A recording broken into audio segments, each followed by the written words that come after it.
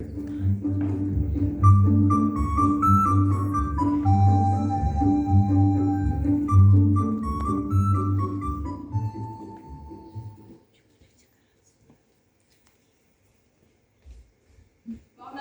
Oh, Barnabé! Oh, quoi? Écoute-moi, mais ces 3 hommes, ils faisaient rien. Ils sont juste au bord de ton pré. Mais qu'est-ce qui t'a fait faire de la tailler? Au contraire, tu auras du bois pour cet hiver. Ces arbres sont à moi. Je la taillerai si je veux. Tu ne vas quand même pas me forcer à couper mes arbres. Des arbres qui sont chez moi. Oui, d'accord, les arbres sont chez toi, mais leurs ongles sont mon jardin. Parfaitement. Ils sont mal placés, tes arbres. Ils sont juste au midi de mon potager. Et cet ombre tombe sur mes légumes. Ils me mangent mon soleil des arbres. Et on n'a pas le droit de manger le soleil de personne. Mais c'est peut-être ton jardin qui est mal placé. Et si je me plaignais moi, si je disais que j'ai des arbres magnifiques et que je ne peux pas mettre à l'ombre de mes arbres parce qu'elle s'échappe chez toi, l'ombre de mes arbres est à moi, oui ou non? Oui, elle est à toi. Et puis, si elle est à toi, je te prie de retirer de chez moi. Peut-être que je change le soleil de place. Cette année, j'ai vu des épinards géants. Oui, mon ami, des épinards géants, je te les ferai voir. Ils ne sont pas géants du tout. Ils ne sont pas plus hauts que du cresson.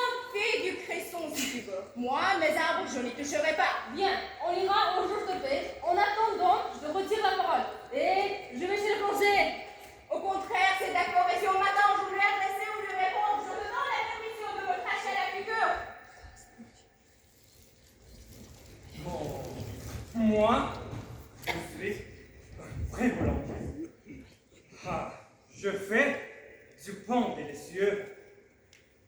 Bonjour le plongée. Alors, la bonne est bonne? Le pain, aussi beau que ma femme. Elle est belle. Ah oui, elle est belle. Et mon cher, s'il essayait tout à coup, la nuit, dans un volant obscur de m'embrasser fortement sur la bouche. Ah bon, je ne porterai pas à plainte. Je suis content que vous la trouviez belle. Et encore, vous ne l'avez pas vue habillée le dimanche. Ou alors le soir. Quand elle se prépare à se coucher, Oh, il est beau ce chat, il est de toi. Ah, oui, monsieur, ce pompon, celui-là. Dans une boulangerie, il faut se méfier des rats à cause de la farine.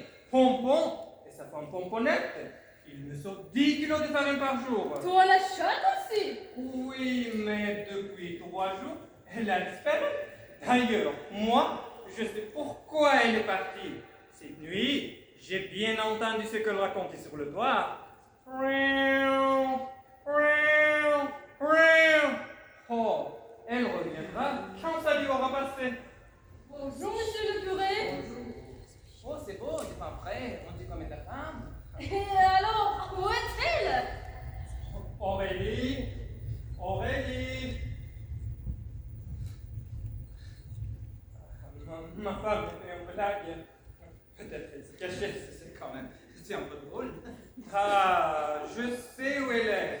Elle doit être au jardin. Je vais au jardin. Je reviens avec elle dans 2 minutes. Tu reviens avec elle, si tu la trouves.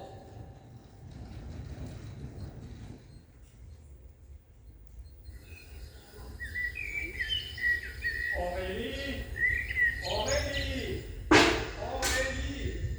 Oh, monsieur, oh, monsieur. Quoi?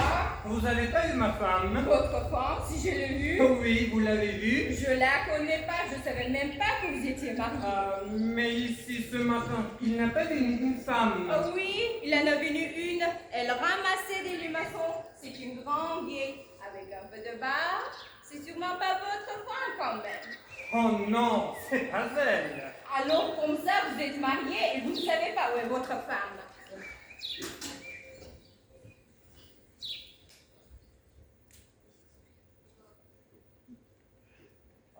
Monsieur Antonin, Y a-t-il des nouvelles, monsieur le plongée? il y a qu'une chose qui soit encore possible. Elle s'est languie de sa mère. Elle est allée la voir. C'est à 15 kilomètres d'ici. Et pourquoi elle ne te l'aurait pas dit? Elle a peut-être eu peur que je le refuse. Elle a eu envie de voir sa mère parce qu'elle aime beaucoup sa mère. Si vous saviez comme elle aime sa mère. Ta femme a disparu. Oh non, elle n'a pas disparu. Elle n'a pas plus ici. Voilà tout. Parce qu'elle est probablement chez sa mère. Aujourd'hui, j'ai vu une dame sur cheval. Elle n'était pas seule. Devant elle, il y avait un homme. Et elle se tenait à son cou. Oh non, ce n'était pas elle. Elle n'est pas si familière que ça. Elle est allée chez sa mère, comme ça, brusquement. Boulanger! Boulanger! Oh, c'est Barnabé. Mon vieux, j'ai des nouvelles. Des nouvelles? Oui, elles sont terriblement précises. Votre femme et le berger Dominique sont partis ce matin à 5 heures et pour s'enfuir, ils ont volé Scipion, le meilleur cheval de marquis. Est-ce qu'ils auraient bien pu aller faire ensemble? L'amour, tout bêtement. Mais vous ne savez pas qu'Aurélie, il a fallu que je lui fasse la cour pendant 3 ans. Avant que... Oui, et encore, c'était pour l'épouser. Ça ne peut être pas la même chose. C'est une femme, que ce chose de l'amour, ça ne l'intéresse pas du tout. Parlez-lui de vendre de pommes de fer, sa caisse de broder des combinaisons, mais ne lui parlez pas d'amour. Elle ne vous écouterait même pas. Ah, les femmes sont compliquées. Oh, quand on a plus de 40 ans, quand on se marie avec une fille de 20 ans, il faut prendre ses précautions.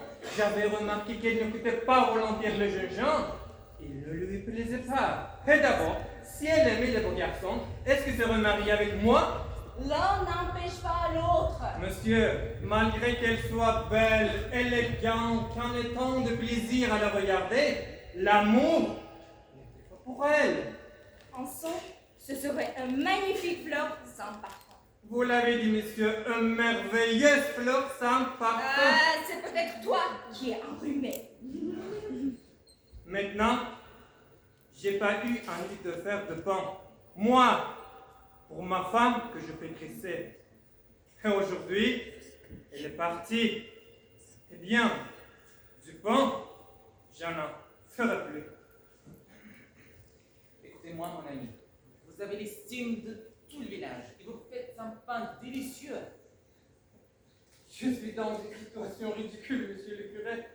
J'ai peur ce qui est dessus de ma tête d'un coup de corne. Malgré le fait que tous les voisins du village ne soient pas amicaux, votre malheur a uni tout le monde et tous sont partis à la recherche de votre femme. Vous ne trouvez pas qu'elle devrait revenir? Je suis sûr qu'elle viendra et moi, je vais la chercher.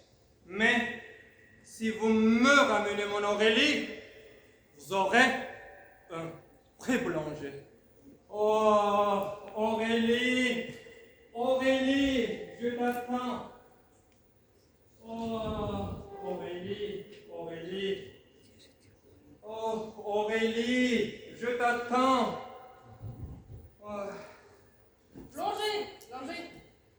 Nous avons trouvé ta femme et ta femme avec monsieur le curé qui lui fait un peu de morale. Berger? Ah non, il a eu peur et il s'est sauvé à la nage. Et qu'est-ce que tu fais la plongée? Je suis sûr qu'elle va revenir. Et alors, je prépare. Ah bon? Tu n'es pas cocu par accident. Tu es cocu d'innocence. Balai, mon ami, balai. C'est le curé, quand il parle, on est forcé de l'écouter.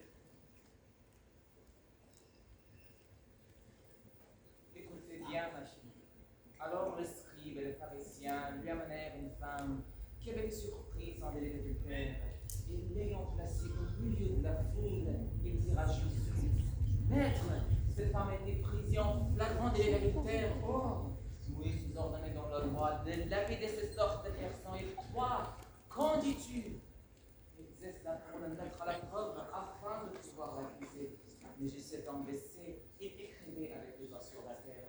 Comme il continuait à l'interroger, il se releva et leur dit Que celui de vous qui est sans péché lui jette la pierre le premier. Alors il s'étant baissé de nouveau, il écrivait sur la terre. Mais quand ils entendirent cette embrouille, ils sortirent l'un après l'autre, en commençant par le plus âgé. Et Jésus resta seul avec la femme qui était là, au milieu. Alors Jésus s'étant relevé et ne voyant personne que la femme, lui dit Femme, où sont-ils ceux de t'accuser? Personne ne t'a-t-il condamné? Elle répondit Personne, Seigneur. Alors Jésus lui dit Et moi non plus, je ne te condamne pas. Va et ne pêche plus.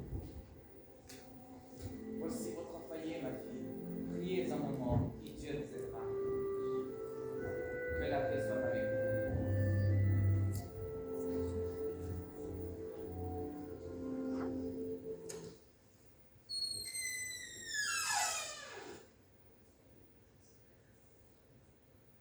Pardon. Pardon de quoi? De ce que j'ai fait. Ce que tu as fait, qui te le demande? Tu sais,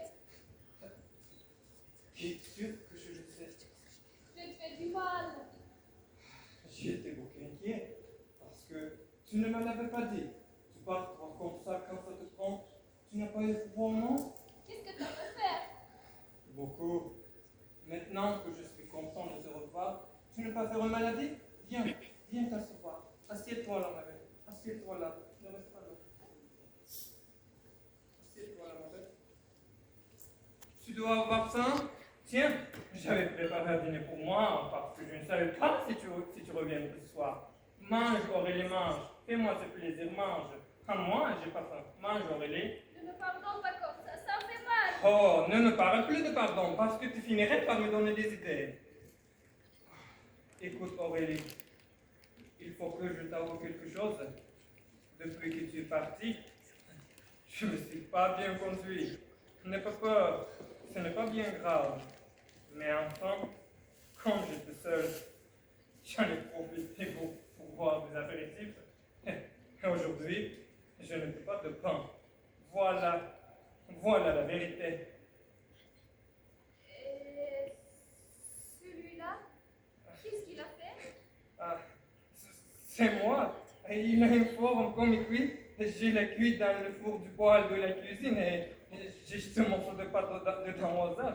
Regarde, que cette pâte était tombée. Et enfin, je sais que celui-là pour toi et enfin pour moi. J'ai dit pour toi parce que c'est toi qui vas le manger. Oh Aurélie, mange, mange Aurélie, mange. Fais-moi ce plaisir, mange.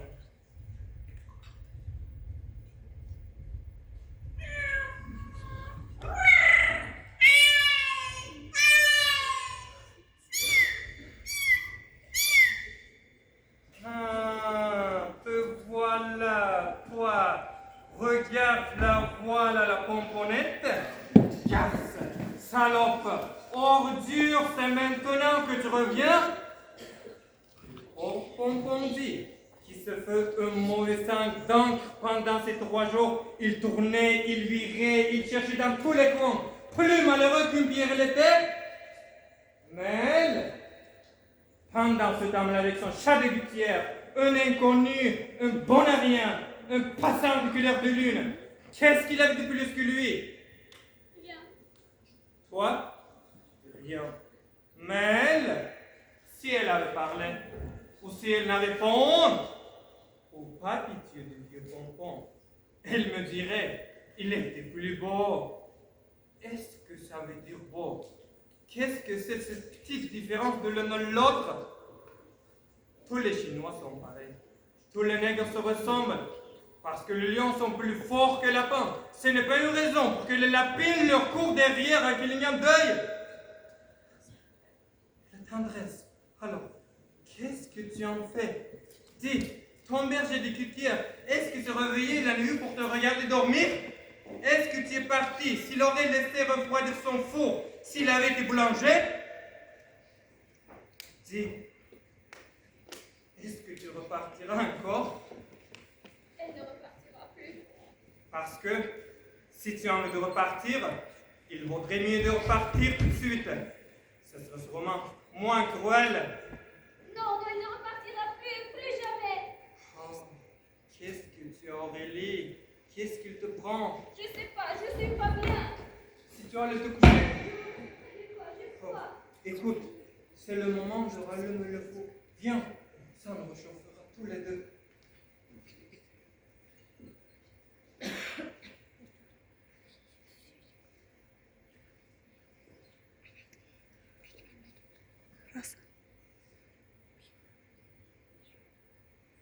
Oh, ça sera bien. Ça sera juste. Il fait temps. Quand tu t'en vas, tu l'allumes. Quand tu reviens, c'est naturel. Cette fumée, J'ai beau en avoir l'habitude, elle m'a toujours fait pleurer.